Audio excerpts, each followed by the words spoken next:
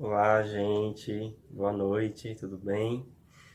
Meu nome é Jackson Souza, eu sou professor do Instituto Federal do Pará, né, do IFPA, Campus Altamira, sou professor do eixo de turismo e também possuo formação em turismo, né? Sou graduado, tenho mestrado e atualmente faço doutorado em turismo pela Universidade Federal do Rio Grande do Norte.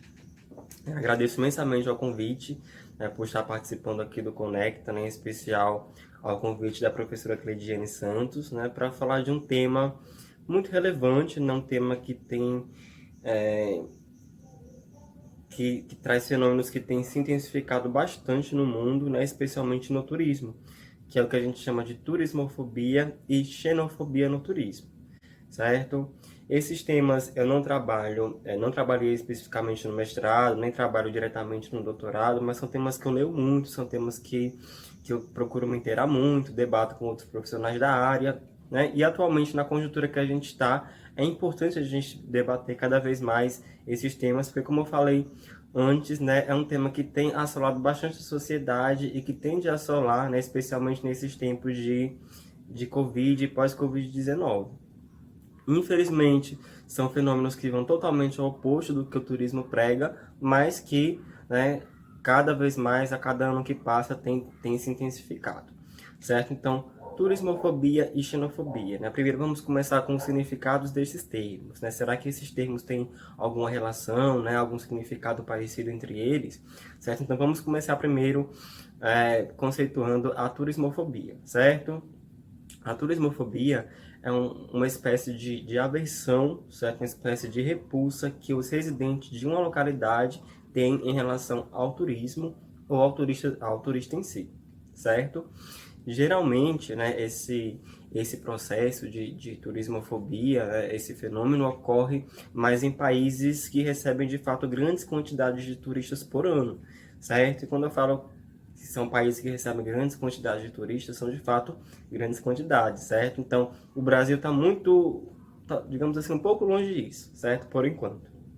Nós, aqui no Brasil, recebemos entre 6 e 7 milhões de turistas internacionais todos os anos, certo? Enquanto nós temos países da Europa, né, como França, Espanha e Itália, que recebem 60, 70, 80 milhões de turistas internacionais por ano. Fora, né, o turismo doméstico, o turismo interno, né, entre habitantes do próprio país. Então, são de fato países que recebem uma grande quantidade de turistas, né, e isso faz com que aconteçam alguns fatores que a gente vai ver um pouquinho mais para frente que causem, né, esse processo de turismofobia, certo? Já a xenofobia, né, é algo um pouco mais profundo, certo? Quando a gente fala de xenofobia, a gente fala de um crime, né? Xenofobia é um crime em diversos países, inclusive aqui no Brasil. Né? Xenofobia são atitudes preconceituosas, né? Quando você trata uma pessoa estrangeira à sua localidade de forma preconceituosa, certo? Então, a xenofobia ela pode acontecer entre países ou dentro de um próprio país, certo? O Brasil, por exemplo, é um país de proporções continentais, né, de proporção continental. Então, a xenofobia é muito presente aqui. Né? A xenofobia pode ocorrer de uma região para outra, de povos de uma região para outra, de um estado para outro, ou até mesmo de uma cidade para outra. Né? Então, aqui no Brasil, a gente tem muitos casos de xenofobia. Inclusive, ano passado, houve um aumento de 600% em denúncias de xenofobia aqui no Brasil em relação ao ano anterior. Mas, apesar de ser crime aqui no Brasil, né, assim como o racismo também é crime no Brasil, quase nunca ninguém é preso por xenofobia, assim como quase nunca ninguém é preso por racismo. Né? E eu estou falando aqui de racismo porque sempre, né, ou quase sempre, para não dizer sempre, né, a xenofobia ela ocorre também englobando alguns aspectos do racismo, certo? Então, geralmente, quando uma pessoa é xenófoba com outra, né, além da procedência geográfica, né, ela vai levantar algumas características fenotípicas, como cor da pele, né, como traços do rosto, traços do corpo, ou seja, racismo também, certo? Então, quase sempre a gente vê a xenofobia atrelada ao racismo. É tanto que a gente consegue também classificar a xenofobia da mesma forma que a gente classifica o racismo. Né? Então, a gente pode encontrar xenofobia explícita, né, que é, por exemplo, quando uma pessoa xinga outra, né, fala coisas absurdas para outra de modo explícito, né, pela sua procedência geográfica, devido à sua procedência geográfica. A gente encontra também a xenofobia velada, né, aquelas atitudes xenófobas, né, de acordo com comportamentos, atitudes diferenciadas, né, que levam esse nome de velado, né, por não ser algo de fato explícito. A gente encontra também a xenofobia institucional, né, aquela dificuldade que algumas pessoas de determinados espaços geográficos têm para adentrar em empresas públicas e privadas, certo? E a gente encontra também a xenofobia estrutural, né, aquele processo político, social, econômico, histórico, que faz com que algumas camadas da população não consigam adentrar algumas partes da sociedade, certo? Assim como ocorre devido ao racismo, né, ocorre também devido à xenofobia, certo? Nós vamos começar aí primeiro falando sobre turismofobia e ver como o racismo se relaciona também com esse fenômeno, certo? Então, como eu falei anteriormente, a turismofobia geralmente ocorre em países que recebem uma grande quantidade de turistas, certo? Então, se vocês colocarem lá turismofobia no Google, né, especialmente no Google Imagens, vocês vão ver diversas manifestações, cartazes, dizeres, né, de residentes em relação ao turismo e ao turista em si, né? A maioria dessas manifestações se concentram na Europa, né? Países como França, Itália, né, Espanha, são países que a cada ano tem aumentado o número de manifestações de turismofobia, né? Manifestações contra o turismo, digamos assim, certo? Então, se vocês colocarem lá turismofobia no Google, vocês vão ver alguns cartazes, né? Turistas saiam do nosso país, saiam da nossa cidade, não queremos vocês nos nossos prédios, invadindo nossos prédios, invadindo nosso comércio, né? Porque, de fato, essa grande quantidade de turistas que chegam, né, a esses países, a essas cidades, faz com que aconteçam algumas coisas, né, que gerem esse fenômeno da turismofobia, né? E que coisas são essas, né? Uma delas, talvez a principal delas, é o que a gente chama de gentrificação turística, certo? Então, gentrificação, basicamente o que é gentrificação, certo? Quando a gente fala de gentrificação, a gente fala de uma espécie de aburguesamento, certo? De bairros até então suburbanos. Então, vamos pegar um exemplo mais concreto. Vamos supor que uma cidade tem seus 4 ou 5 bairros onde se situam as pessoas de maior poder aquisitivo, né? Então, classe média alta, certo? E de repente essa cidade começa a crescer, né? Começa a crescer, as pessoas começam a ter um maior poder aquisitivo, pessoas de outras cidades, de outros estados e até de outros países começam a migrar para aquela cidade, e aí aqueles 4 ou 5 bairros não são mais suficientes para abarcar aquela população, toda aquela população de classe média alta, certo? E aí o que é que vai acontecer? Essa população de maior poder aquisitivo vai começar a invadir, certo?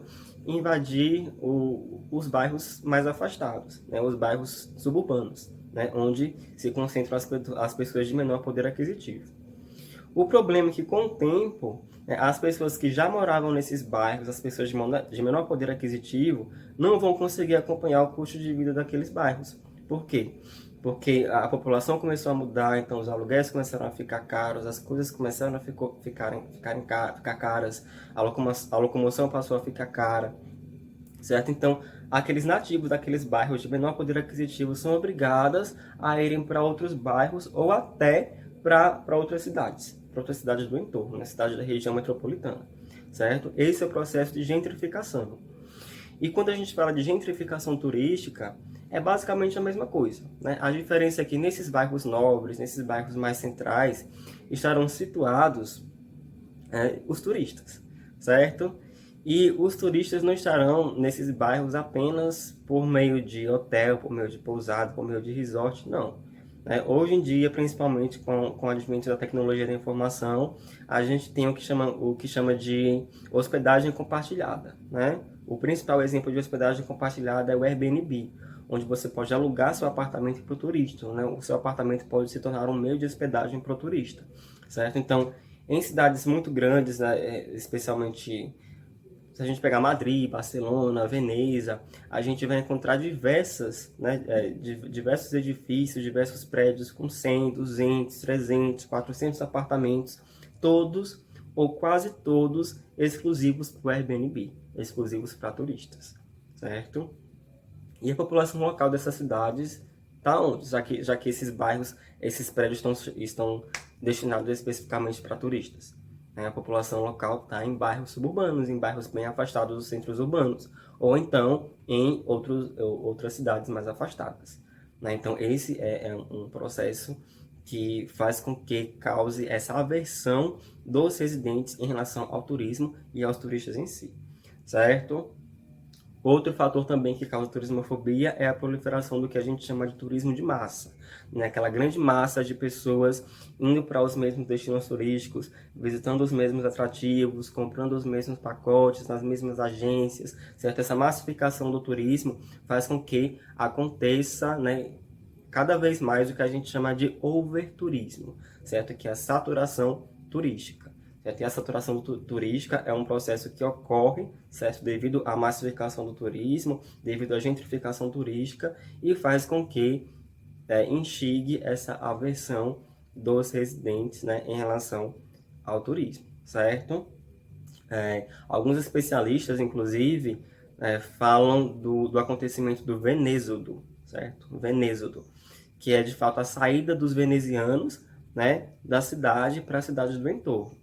Então, Veneza, por exemplo, né, na Itália, nos últimos anos perdeu mais da metade dos habitantes locais para o turismo. Né? Mais da metade dos habitantes locais saíram de Veneza e foram para as cidades do entorno porque não conseguiam acompanhar o custo de vida.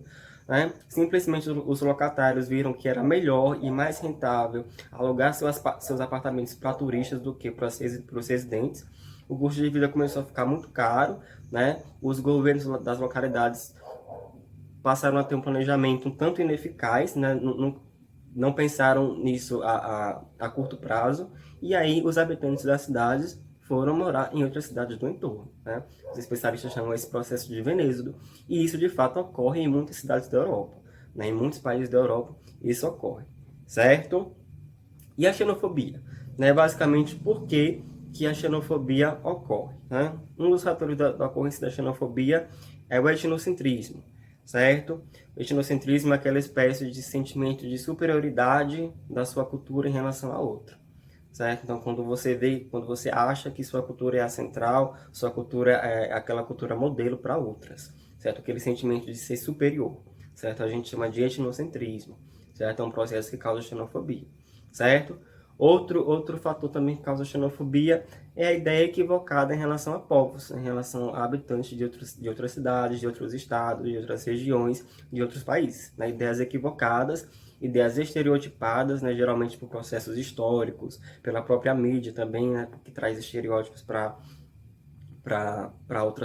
outras pessoas. Né? Tudo isso causa também essas atitudes de xenofobia. Né? E outro fator também que causa xenofobia é um certo medo, né, digamos assim, de que muitos habitantes têm de perderem seus empregos, perderem seus espaços para pessoas que vêm de fora. Né? Também é um fator que causa a xenofobia. Né? A diferença é que xenofobia é um crime, né? Porque quase sempre, quando uma pessoa é xenófoba com outra, ela também vai estar englobando aspectos racistas, certo?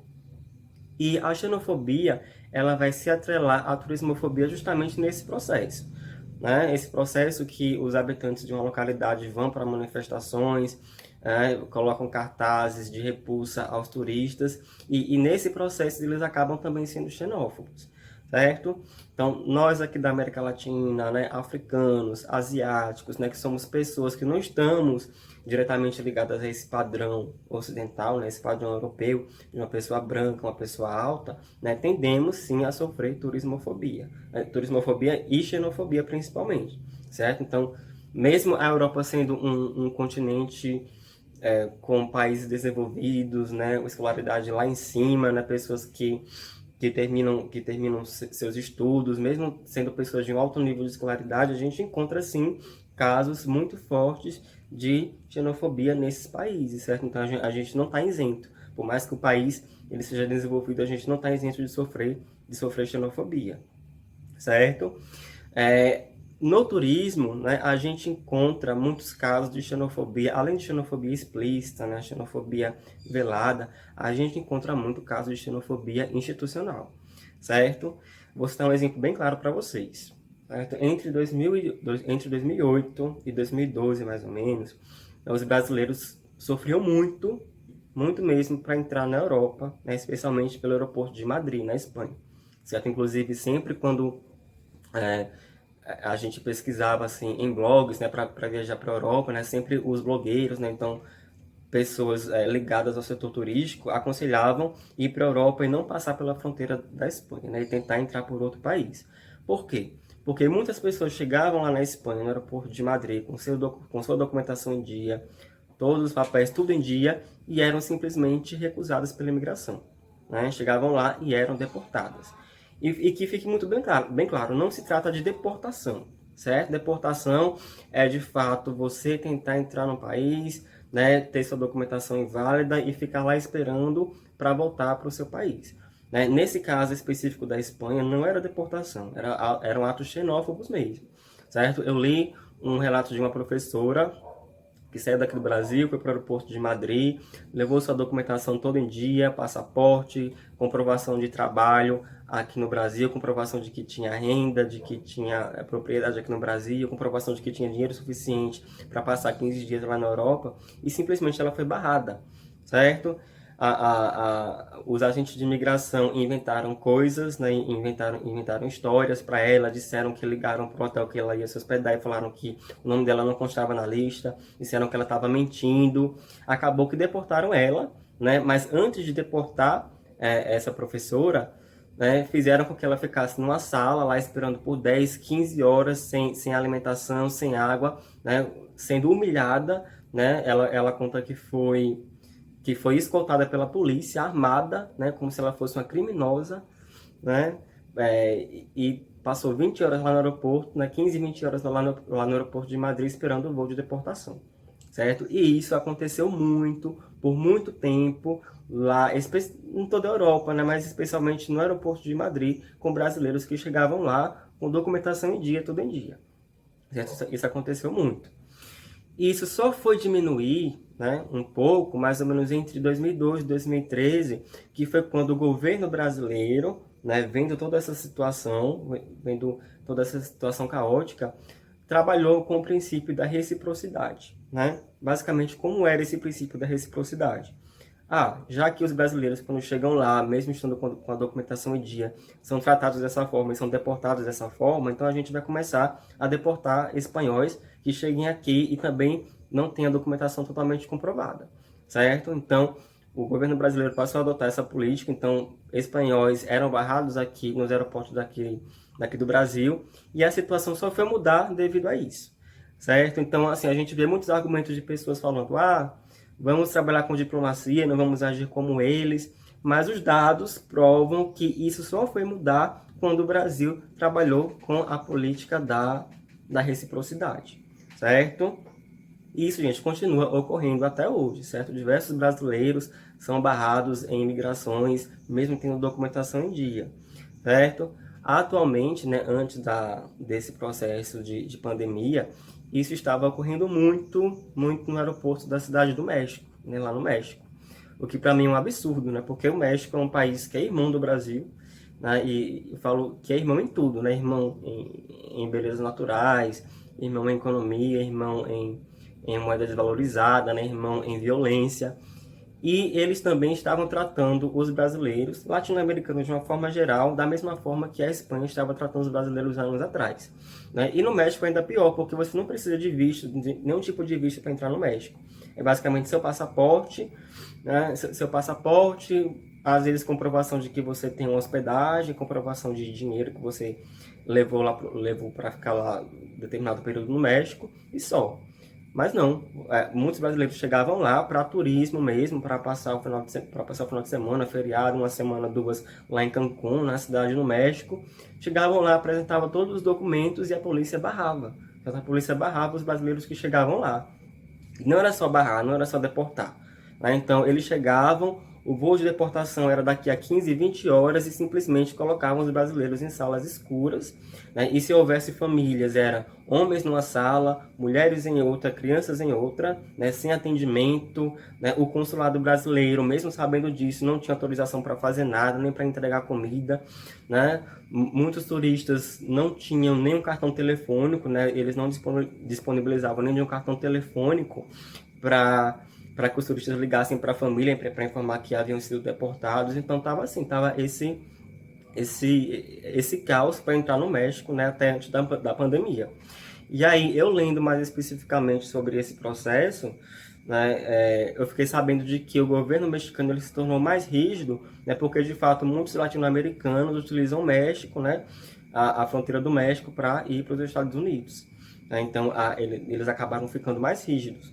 O problema é que no meio dessa rigidez vieram esses casos explícitos de xenofobia institucional. Né? Você, com toda a sua documentação em dia, ser impedido de entrar no país, certo? E aí eu pergunto para vocês, né? Uma pergunta bem objetiva. Será, né, que se um turista europeu chegasse lá na cidade do México, por algum motivo não tivesse sua documentação em dia, tivesse que ser deportado, será que ele seria tratado da mesma forma que nós brasileiros e que os demais latino-americanos estavam sendo tratados?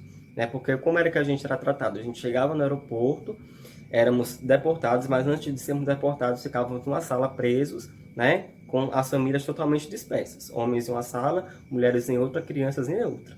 Né? Será que se uma família europeia chegasse na cidade do México, essa família passaria por isso? Né? Fica aí o questionamento. É por isso que eu coloco esse exemplo claro do México, né? Que são exemplos, que é um tipo de exemplo claro de xenofobia institucional no turismo. Além, é claro, da xenofobia que nós passamos enquanto turistas. O Brasil, por exemplo, é um país que tem essa fama de ser um país receptivo e tudo mais, mas a gente sabe muito bem, né, o tipo de turista que a gente recebe bem, né, aquele turista padrão, aquele turista de padrão europeu, certo? Então, um negro, ele vai sofrer racismo, vai sofrer xenofobia em qualquer lugar que ele vá, né? Em praticamente qualquer lugar que ele vá, certo? Historicamente, os nordestinos, né, nortistas, negros, são recebidos de forma preconceituosa em estados do Sul e Sudeste. Né? Isso ocorre de forma histórica, de forma crescente até, né? Tanto que as denúncias têm aumentado cada vez mais, certo? Então, a xenofobia é bem explícita aqui no Brasil, né? E aí, mesmo nós, por exemplo, mesmo um nordestino sofrendo xenofobia, sofrendo racismo indo para o Sul, quando um sulista sai do Brasil e vai para os Estados Unidos, vai para a Europa, vai para, sei lá, algum país desenvolvido da Ásia, ele vai sofrer o mesmo tipo de xenofobia. Por quê? Apesar de muitos sulistas terem esse padrão branco, esse padrão europeu, tá lá no passaporte que ele é um latino-americano. E o latino-americano, né, em sua essência, ele sofre xenofobia, ele sofre preconceito nos países, certo? Assim como africanos sofrem xenofobia, assim como asiáticos também sofrem xenofobia, certo? E aí, nesses tempos de Covid-19, né, a gente esbarra com mais um termo, né, que o turismo vai tender a trabalhar, né, que é aquele tipo de turista limpo, né, o turista que a princípio não apresenta sintomas de doenças gripais, né, de Covid-19. Então a gente vai enfrentar aí mais uma onda de xenofobia com relação a isso. Nós latino-americanos vamos continuar enfrentando atitudes xenófobas com relação a isso. Né? Brasileiros, por exemplo, não estão fora desse rol, até porque nós estamos caminhando aí para sermos o segundo país, talvez o primeiro país em maior número de mortes de Covid-19. Então, tudo isso tende a perpetuar, né, atos preconceituosos, atos xenófobos em outros países, certo? Os orientais, né, especialmente os chineses, né, por serem de etnias diferentes, também sofrem xenofobia, né? Aqui no Brasil, sofrem na Europa, sofrem nos Estados Unidos.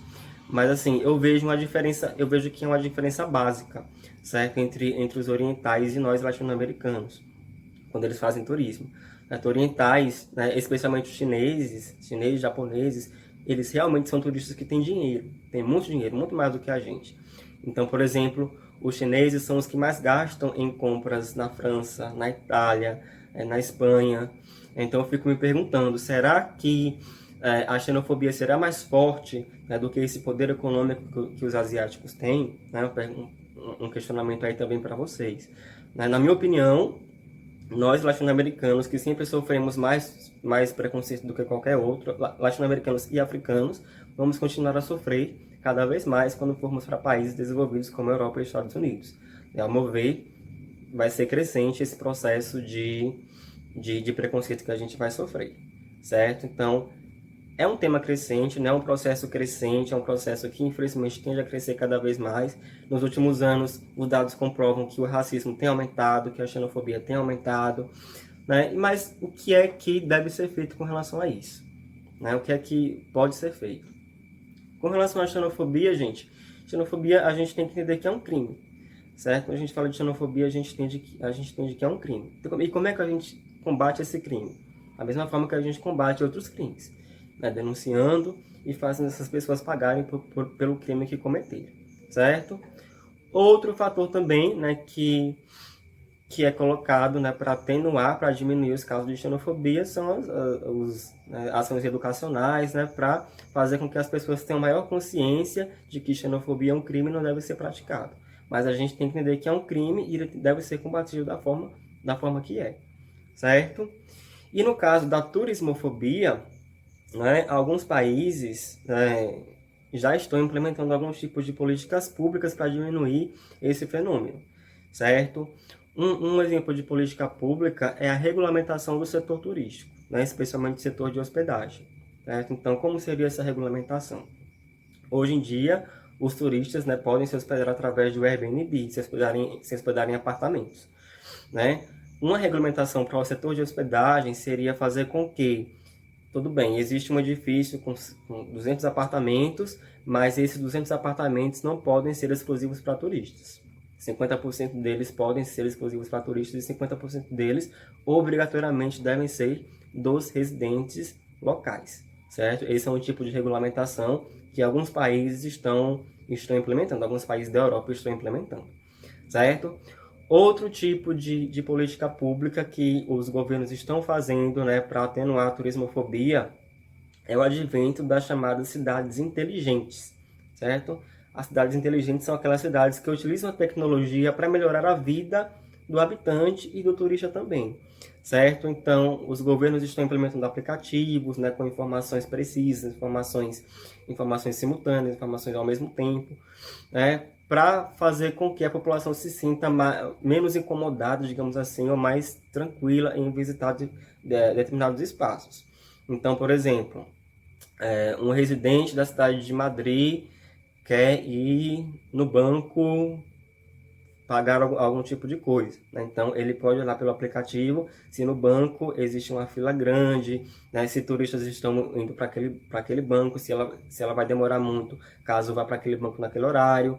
Ela pode verificar por meio de um aplicativo quantas pessoas tem mais ou menos num determinado atrativo turístico, né? E deixar para ir em outro horário porque naquele momento está cheio de turistas, né? Então, os governos estão começando a trabalhar essas ideias de cidade inteligente justamente para melhorar, né, a vida assim, da população local, certo? São políticas públicas, né, que estão ajudando a diminuir esses casos de turismofobia, certo? Mas mesmo assim, isso é algo crescente, né? Talvez ano que vem esse fenômeno vá diminuir um pouco, né? Porque, enfim, esse processo de Covid-19 vai fazer com que nos próximos meses, nos próximos anos, o turismo tenha uma retomada não tão rápida, né? Então pode ser que, por exemplo, hoje a França, até ano passado a França recebia 80 milhões de turistas por ano, né? 80 milhões de turistas internacionais. Esse ano vai receber dezenas de milhões a menos, claro, devido ao Covid-19, e talvez ano que vem, mesmo com a retomada da economia, a retomada do setor, mesmo assim, talvez a quantidade de turistas recebidos será menor, certo? Então, vai haver uma retomada um pouco mais lenta e pode ser que esse fenômeno da turismofobia se atenue um pouco, certo? Mas a xenofobia estará sempre presente, né? A xenofobia é algo que sempre esteve presente, está e sempre vai estar. A gente, inclusive, só está sofrendo turismofobia em âmbito virtual, né, devido à proliferação do Covid-19 aqui no Brasil. Né? Eu li um relato também de turistas brasileiros que bem no início da pandemia estavam na Europa, né? Já tinha proliferado um número de casos aqui no Brasil, e eles sofreram xenofobia justamente pelo Brasil ser um dos países que mais tinham casos de Covid-19, certo? Então, é algo que a gente deve debater, que a gente deve estudar, que a gente deve se conscientizar, né, sobre, para tentar atenuar esses problemas, porque, infelizmente, né, são fenômenos, são problemas crescentes, que a gente vai ter que lidar com eles, certo? Então, eu estou aberto aí às colocações às colocações de vocês, às sugestões de vocês, perguntas, certo? Eu vou trazer minha opinião aqui para vocês também sobre muita coisa que vocês perguntarem. E a ideia é a gente debater sobre isso mesmo. Fiquem à vontade, tá? E muito obrigado.